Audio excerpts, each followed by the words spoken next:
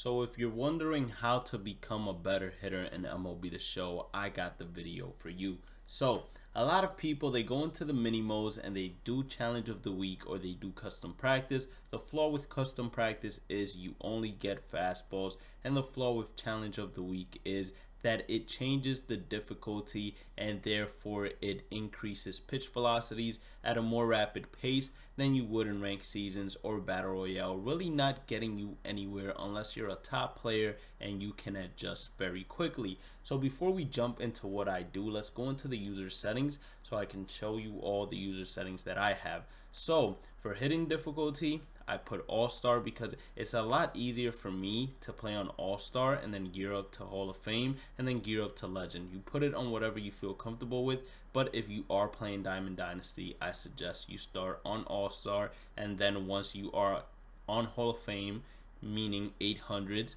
then you can up it to Hall of Fame, but I would just leave it on All-Star because it's easier to gear up than it is to gear down in this game. It's a lot easier to go ahead and square up pitches once you start waiting on the off speed rather than you being in front of the off speed all the time. Now, hitting interface I use is zone. Zone uses the left stick to aim where you want to hit the ball with the barrel of the bat. It is the best way to actually put solid contact on the ball when compared to pure analog and directional.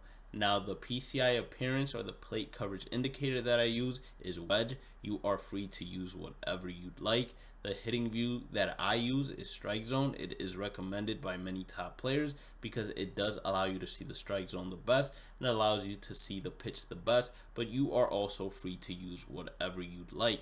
Now when it comes to pitching, I have it on All-Star difficulty as well, but I normally don't pitch against the CPU, so it doesn't really matter.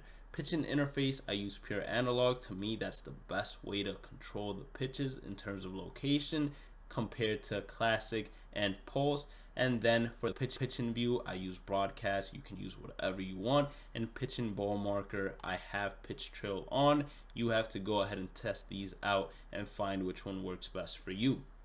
Now, last but not least, when it comes to fielding, we use button accuracy because that will help you get more outfield assists and it will also help you make less errors in the game. For throw canceling, I have it on. I suggest you do the same. It will allow you, or actually it would not allow you, to get finessed on the base paths. And then for one button dive slap, I also have it on because it's sometimes difficult to remember which button is the dive or jump, so you're not really too focused on which one to press and you don't want to press the incorrect one. So I rather have the one button dive slash jump so the CPU can decide what works best and then it goes ahead and does it inside the game. So what I do is I actually go to franchise. Now you might be wondering, why franchise? Well, I currently have none right now, but if I were to want to get better, I would go to franchise. I'd start a new one. I'd use the current rosters. Now, you can play around with the rosters and put a bunch of legends in the current day rosters if you'd like. But what I would do is I would pick the worst team in the major leagues. In this case scenario, I am picking the Baltimore Orioles because they play in the East. Therefore, they will be facing difficult teams with good pitching. That's going to help me become a better hitter. Now, you could allow free agents that are legends or do a fantasy draft and allow all the teams to get messed up. It's whatever you want. I have CPU roster control on, and then I have the coaching tasks on auto, and then the same thing is going to happen to everything else. We're going to skip to the regular season. It's going to go through an auto saving phase. Now, you don't care what the lineup looks like. You don't care what the roster looks like. All you care about is getting your reps and becoming a better player. So what you're going to do is you're going to play games, whether it's 1 game, 2 games, 3 games, 5 games, 10 games, whatever you feel comfortable with. You're going to go play it on whatever difficulty you feel comfortable with. And let me show you what you do.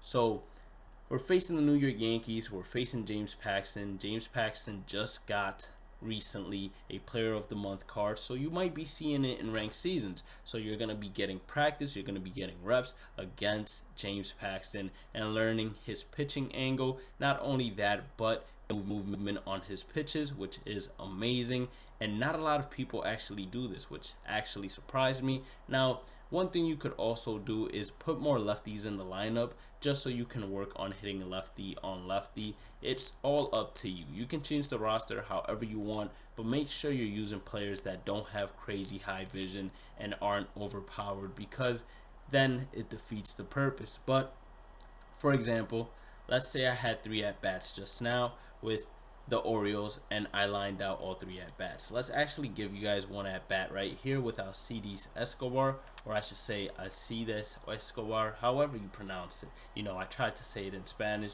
but I'm late foul tipped. So if I go to Battle Royale right now, that fastball, I'm going to be late on it.